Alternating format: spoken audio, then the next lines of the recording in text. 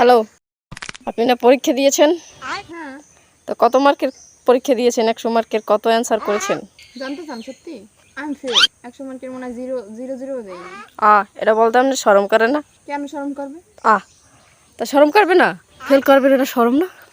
তো আমি পাস করে ভালো রেজাল্ট করে কি করবো? এটা কোনো কথা? এইটাই কথা। আমি যদি পাস বা ভালো রেজাল্ট করি তাহলে আমার পরিবারের উপর কত বড় একটা বিপদ হবে জানেন?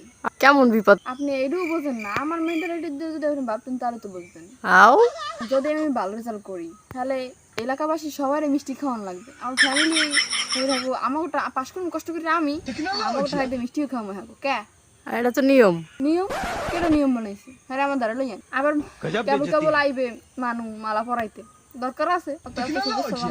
আর একটা বড় কথা, আমি ভালো রেজাল্ট করি অন্য ক্লাস শুনবো, হ্যাঁ আবার পড়া লাগবে। কি দরকার ফ্যামিলির টাকা নষ্ট করার? আমার চিন্তাধারা ভালো না আপনার চিন্তাধারা ভালো? কম দিন না না না, আপনি ভালো আছেন, আমি ভুল।